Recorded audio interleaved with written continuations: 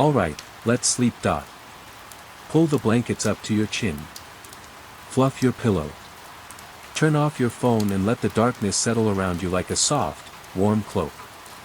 Tonight, we're going to travel back in time to a world of shimmering heat and endless sand, of camel caravans and river empires, of a kingdom so rich in gold that its ruler could crash the economy of an entire continent with a single generous gesture. We're going to meet a man who was, by almost any measure, the wealthiest person who has ever lived. His name was Mansa Musa. But before we get to the pilgrimage and the gold, the mosques and the legends, we need to understand the world into which he was born, a world of ancient trade routes and mighty empires, of the great river Niger and the vast Sahara Desert, of a civilization in West Africa that was as sophisticated and powerful as anything in Europe or Asia. Part 1, The Empire of Gold. The year is approximately 1312. The place is Niani, the capital of the Mali Empire, on the upper reaches of the Niger River in what is now the Republic of Guinea. The empire stretches across 2,000 miles, from the Atlantic Ocean in the west to the bend of the Niger in the east, encompassing all or parts of the modern nations of Mauritania, Senegal, Gambia, Guinea, Burkina Faso, Mali, Niger, Nigeria, and Chad.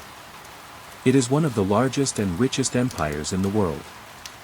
Mali had risen from the ashes of the Ghana Empire, which had dominated West Africa for centuries before collapsing in the 13th century.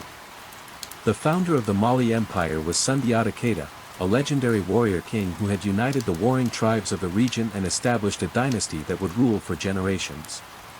By the time Mansa Musa came to the throne, the empire was already prosperous, but it was about to become something much greater. The wealth of Mali came from gold. The empire controlled the gold fields of Bambuk and Bure, regions to the south that were among the richest sources of gold in the known world. The gold was mined, panned from rivers, and carried north across the Sahara Desert by camel caravans, traded for salt, cloth, and other goods. The empire also controlled the trade in salt from the northern regions, ivory from the south, and a host of other commodities. But gold was the foundation of Mali's power. The empire's rulers accumulated vast reserves of the precious metal, and they used it to fund armies, build cities, and project their influence across the continent. Mansa Musa inherited this wealth. He was either the grandson or the grandnephew of Sundiata Keita, the founder of the dynasty. He was a devout Muslim, as were many of the rulers of Mali, who had adopted Islam through their contact with Arab merchants and scholars. He was also a man of immense ambition, and he was determined to make his mark on the world. Part 2, The Throne. Mansa Musa's rise to power was as dramatic as it was unexpected. His predecessor, Musa Abu Bakr II, had been a man of restless curiosity. According to tradition, Abu Bakr II was fascinated by what lay beyond the Western Ocean, the Atlantic Ocean, which bordered his empire. He believed that there was land on the other side of the water, and he was determined to find it.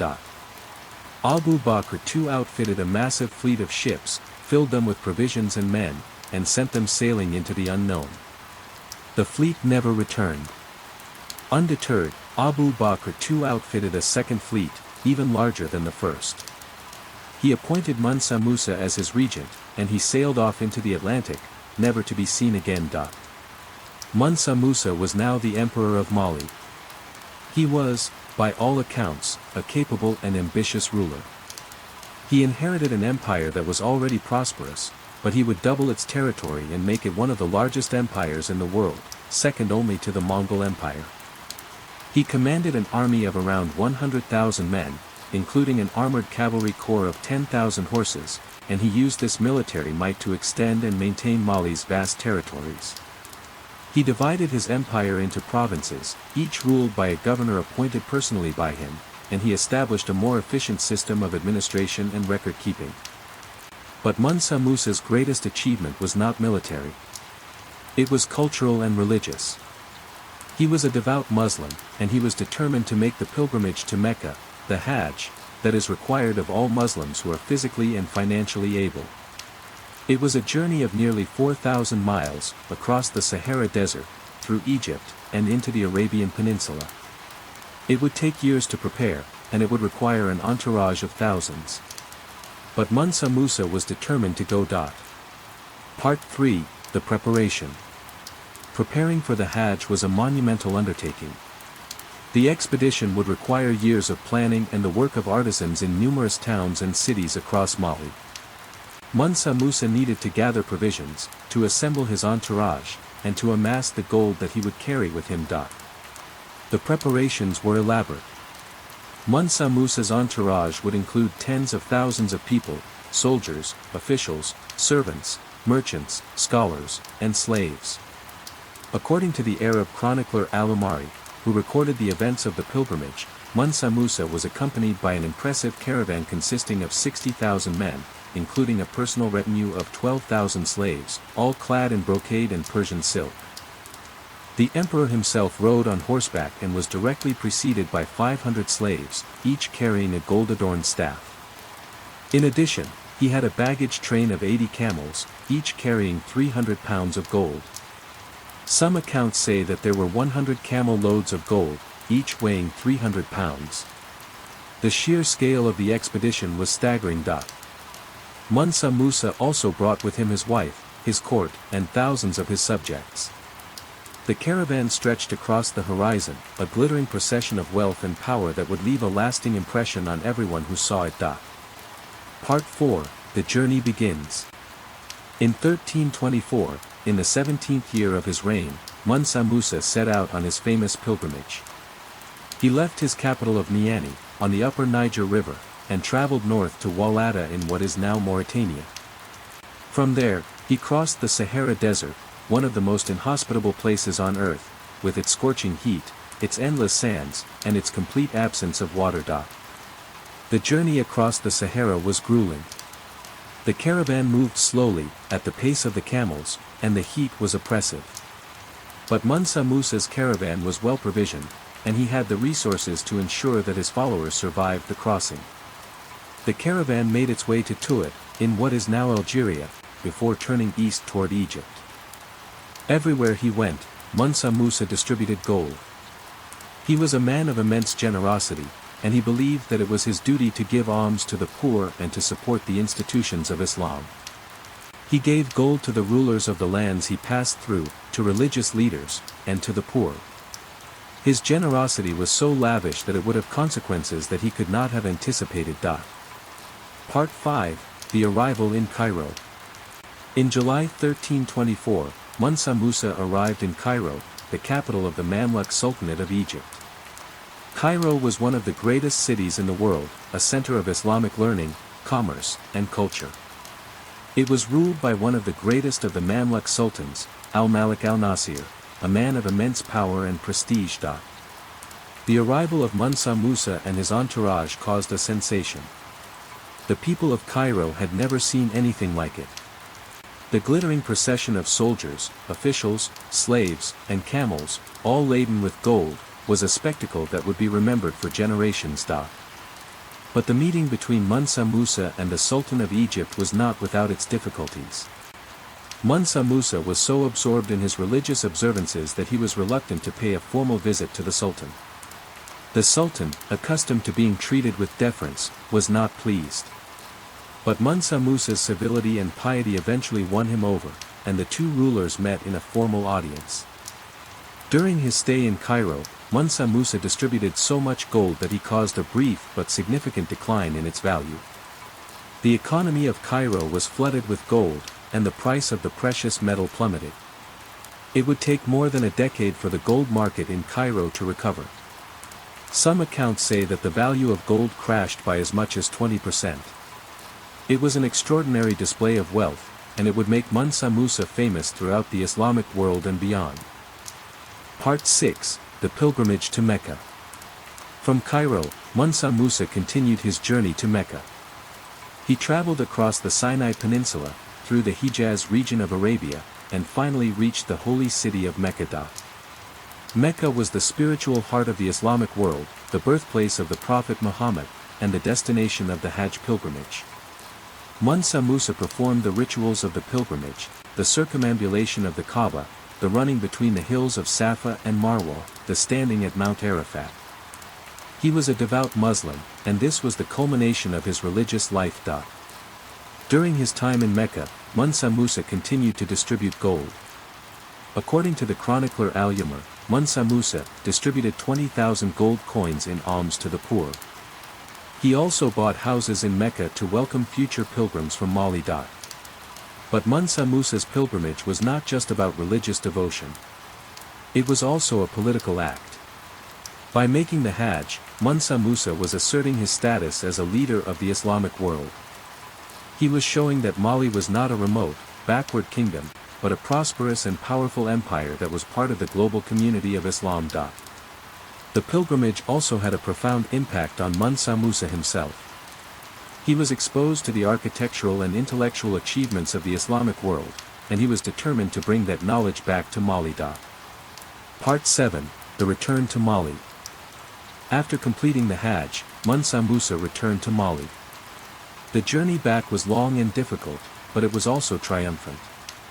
He had accomplished what no other West African ruler had accomplished. He had made the pilgrimage to Mecca with an entourage of tens of thousands of people, and he had demonstrated the wealth and power of his empire. But Mansa Musa returned with more than just memories. He brought back with him Arab scholars, government bureaucrats, and architects. He was determined to transform Mali into a center of Islamic learning and culture. Among those who returned with him was the architect Ishaq el-Tujan, who introduced advanced building techniques to Mali. El-Tujan designed numerous buildings for the emperor, including a new palace named Madigu, the mosque at Gao, and the still-standing Great Mosque at Timbuktu, the Djinguereber Mosque. He also designed the emperor's chamber at the Malian capital of Niani. Mansa Musa also built the Great Mosque at Timbuktu, which would become one of the most famous mosques in the Islamic world. He established libraries and universities, and he attracted scholars, poets, and artisans from across the Islamic world. Timbuktu became a center of learning, a place where scholars studied mathematics, astronomy, law, and theology. Mansa Musa's reign was a golden age for Mali. He ensured decades of peace and prosperity in West Africa. He doubled the territory of the empire, and he made it one of the most powerful and prestigious states in the world. But his greatest legacy was cultural. He made Mali a center of Islamic civilization, and he established a tradition of learning that would endure for centuries. Part 8, The Legacy in Europe.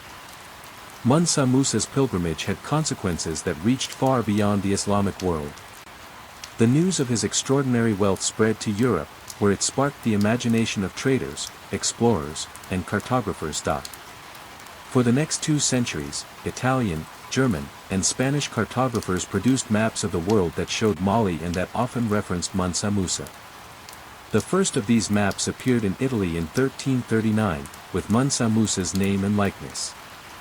He was depicted as a powerful ruler, seated on a golden throne, holding a golden orb.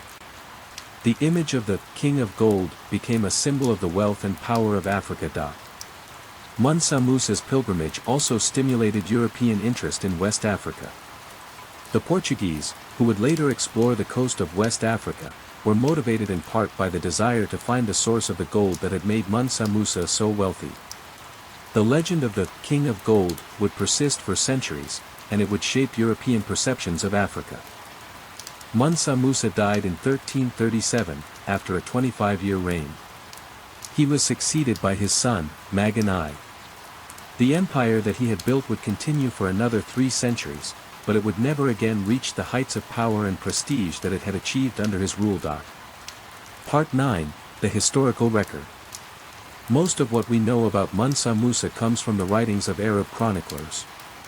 The most important of these is al-Umari, who visited Cairo 12 years after Mansa Musa's pilgrimage and interviewed the people who had witnessed it. Al-Umari's account is detailed and vivid, and it provides the foundation for our understanding of Mansa Musa's life. Another important source is Ibn Battuta, the great Moroccan traveler, who visited Mali in 1352, 15 years after Mansa Musa's death. Ibn Battuta described the wealth and sophistication of the Mali Empire, and he confirmed many of the details that al-Umari had recorded. The chroniclers describe Mansa Musa as a handsome young man, a Muslim traditionalist, and a man of prodigious generosity and piety. They also note the fine clothes and exemplary behavior of his followers, which did not fail to create a most favorable impression. But the chroniclers also note the limitations of Mansa Musa's knowledge. When he was in Cairo, he was asked about the nature of the Nile River. He insisted that the Nile flowed from the same source as the Niger River, which was not correct. The incident reveals that Mansa Musa, despite his wealth and power, was not a man of extensive geographical knowledge. Part 10, The Debate Over His Wealth. Mansa Musa is often described as the wealthiest person in history. But is that claim accurate? It is difficult to compare wealth across different eras and different economic systems. Mansa Musa's wealth was based on his control of the gold fields of West Africa, and his gold reserves were so vast that he could crash the economy of Cairo with a single act of generosity. But the claim that he was the wealthiest person in history is contested. Some historians argue that the wealth of the Roman emperors, or the rulers of the Mongol Empire, or the modern billionaires, was greater. But there is no denying that Mansa Musa was extraordinarily wealthy. His gold reserves were so vast that they seemed almost inexhaustible. One of the most famous legends about Mansa Musa concerns his wealth. According to some accounts, when he was in Cairo, he was approached by a merchant who offered to buy some of his gold. Mansa Musa reportedly replied, "I do not sell gold. I give it away." Whether or not this story is true, it captures the spirit of the man. Part 11, The Myths and Misconceptions. Like many historical figures, Mansa Musa has been the subject of myths and misconceptions. One of the most persistent myths is that he was the richest man who ever lived. While he was certainly extraordinarily wealthy, the claim that he was the wealthiest person in history is difficult to verify. Another myth is that Mansa Musa's pilgrimage was a purely religious act. While it is true that Mansa Musa was a devout Muslim and that his pilgrimage was motivated by religious devotion, it was also a political act. By making the Hajj, Mansa Musa was asserting his status as a leader of the Islamic world and demonstrating the wealth and power of his empire. A third myth is that Mansa Musa's gold was the source of all of Mali's wealth. While gold was certainly the foundation of Mali's economy, the empire also controlled trade in salt, ivory, copper, and other commodities. The Mali Empire was a complex and diversified economy, not a one-dimensional gold rush. Part 12, The Lessons. What can we learn from the story of Mansa Musa? First, wealth can be a tool for influence. Mansa Musa used his gold to build mosques, universities, and libraries, and to attract scholars and artisans from across the Islamic world. He transformed Mali into a center of learning and culture, and his legacy endured for centuries. Second, pilgrimage can be transformative. Mansa Musa's pilgrimage to Mecca was not just a religious act, it was a journey of discovery. He was exposed to new ideas, new technologies, and new ways of thinking, and he brought that knowledge back to his empire. Third, generosity can have unintended consequences. Mansa Musa's generosity in Cairo caused a brief but significant decline in the value of gold. It was a demonstration of his wealth, but it also created economic disruption. Even the best intentions can have unintended consequences. Fourth, legends can outlive reality. Mansa Musa is remembered today as the King of Gold, a figure of almost mythical wealth. The legend of his wealth has outlasted the historical reality, and it continues to shape our perceptions of him. And finally, the past is not a foreign country. Mansa Musa lived 700 years ago, in a world that was very different from our own. But his story is still relevant today. It is a story of ambition, faith, and the power of ideas. It is a story of a man who used his wealth to build something that would last. Part 13, The Dream. Now, as you drift off to sleep, think about Mansa Musa. Imagine him as a young man, inheriting an empire and determining to make his mark on the world. Imagine him preparing for his pilgrimage, gathering the provisions, assembling the caravan, and amassing the gold that would make him famous. Imagine him crossing the Sahara Desert, the sun beating down on his caravan, the sand stretching to the horizon. Imagine him arriving in Cairo, the glittering procession, the awestruck crowds, the meeting with the Sultan. Imagine him in Mecca, performing the rituals of the Hajj, his heart filled with devotion. Imagine him returning to Mali, bringing back scholars and architects, building mosques and universities, transforming his empire into a center of learning. And then imagine the legacy, the mosques that still stand, the libraries that once held thousands of manuscripts, the tradition of learning that endured for centuries. Imagine the maps that were drawn, the legends that were told, the image of the King of Gold that would inspire explorers and adventurers for generations. Mansa Musa is gone, but he is not forgotten. He lives on in the stories we tell, in the history we study, and in the monuments he left behind. He is a reminder that even the most distant empires can leave a lasting legacy, and that wealth, when used wisely, can be a force for good. So tonight, as you lie in your warm bed, in your safe home, surrounded by the people you love, think about Mansa Musa. Think about his courage, his ambition, and his faith. Think about his generosity, his vision, and his legacy. And remember that we are all part of the story he began, the story of human achievement, human connection, and human hope. Sleep well. Sleep deeply. And may your dreams be filled with the sight of golden caravans, the sound of the call to prayer, and the hope of a world that is always being born anew. Good night.